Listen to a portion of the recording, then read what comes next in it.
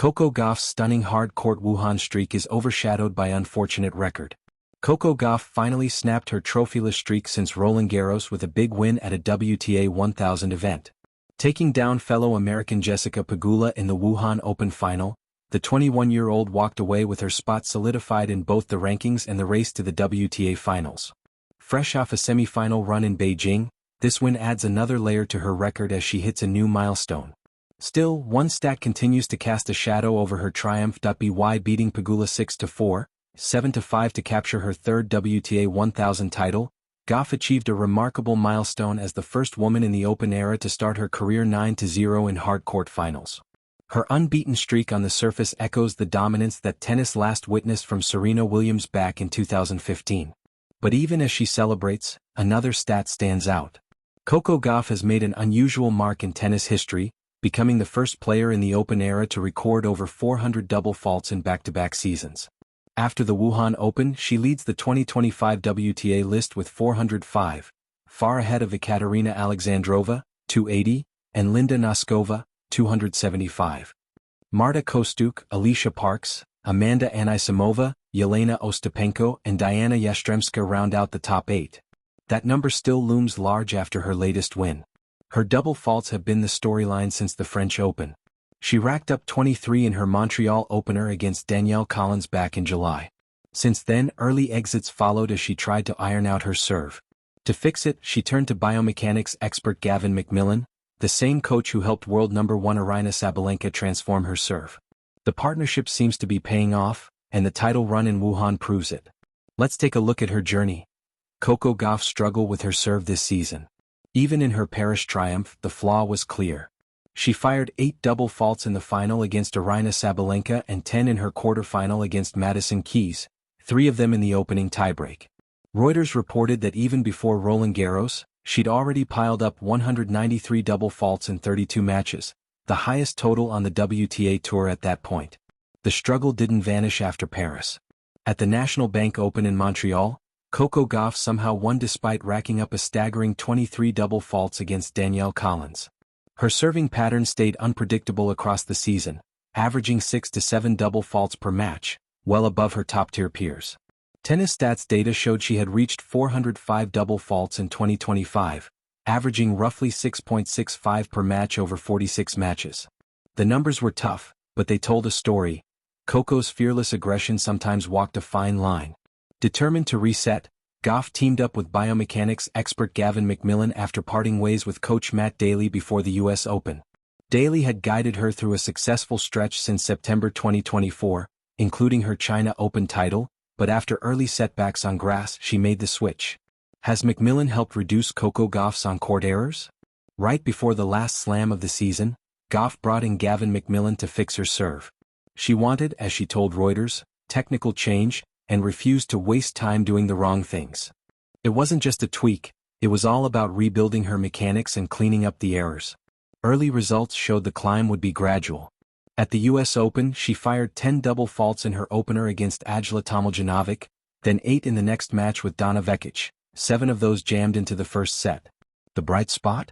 Just 1 in the second set, proving she could adjust mid-match when the rhythm clicked. At the China Open, no stats went public, but her serve drew praise for looking more controlled. Between Beijing and Wuhan, her first serve steadied and error streaks shrank. McMillan wasn't there, but Gauff was clear. I'm still working with Gavin, but he's not here because we started last minute, so he had other plans for this part of the year. We'll be working with each other right when I get home from here. Even without him courtside, she kept learning. It was a good learning experience. For me, it was a tough challenge, I think mentally more so than anything, just like kind of losing trust in a lot of things, trying to find that in that tournament, she said. At Wuhan, she still had serving lapses. 7 double faults in the semi against Jasmine Paolini with 5 in one game. Winning only 27% of second serve points made it clear the issue lingered, but her returns and grit carried her to a 6-4, 6-3 win. Across the week, her double faults stayed between 5 and 7 per match, a stat worth noting, but still a run worth applauding. Gauff's new milestone for American tennis. After the Wuhan Open final, Gauff lit up Instagram with that post-victory glow. The 21-year-old shared a carousel full of pride and pure joy. One standout story was a repost from Tennis Channel captioned, Coco joined some elite company trophy, alongside a collage of her and Serena Williams. That image said it all. Gauff had become the first player since Serena to win 9 straight hard-court finals, chasing a mark set by Serena's 12-match streak from the 2013 U.S. Open to the 2015 Cincinnati Masters. Another story showed a fan post reading, "In elite company us medium dark skin tone handshake," with Coco Gauff pictured next to Venus Williams. That moment struck deep. It officially placed her alongside Venus as the only Americans to win the Wuhan Open. "That's just how tennis works," she told a fellow player in the locker room. "It always happens when you don't expect it." For Coco, it is that perfect spark when the whole game clicks at the biggest stage. Taking down a fellow American wasn't easy either. Jessica Pegula arrived in the final after a big semi-final victory over the world number 1 but couldn't maintain the edge, missing a chance at her 10th career title. It was their 7th career meeting and first final, with Pegula still leading 4-3 overall and their doubles success adding texture to the matchup. "When I came on tour, you were one of the first people to be nice to me and welcome me with open arms. That really went a long way, so I appreciate you," Gauff told Pegula on court, words as heartfelt as her tennis was fearless. It was the kind of performance that silences doubts and fuels destiny. Heading into her next tournament, one thing is certain. Coco Gauff is flying and she's nowhere near done. Coco Gauff walked onto the hard courts of Wuhan this season like a storm wrapped in confidence. Every swing of her racket echoed the rhythm of dominance. Every step carried the calm assurance of a player who knew she was on a special run. The 2025 Wuhan Open had become her kingdom, a bright blue stage where the American teenager crafted another masterpiece in her growing tennis legend. She was electric, her forehand fierce, her defense unbreakable, her energy contagious. The fans in China adored her spirit, cheering for her as though she was one of their own. With every win, the streak grew more remarkable. Coco had now won 10 consecutive matches on Wuhan's hard courts, spanning 2 seasons. A record many players could only dream of. And yet, as the world applauded her brilliance, an unexpected shadow followed her achievements. A strange, unfortunate record that reminded everyone that tennis glory is never entirely without blemish.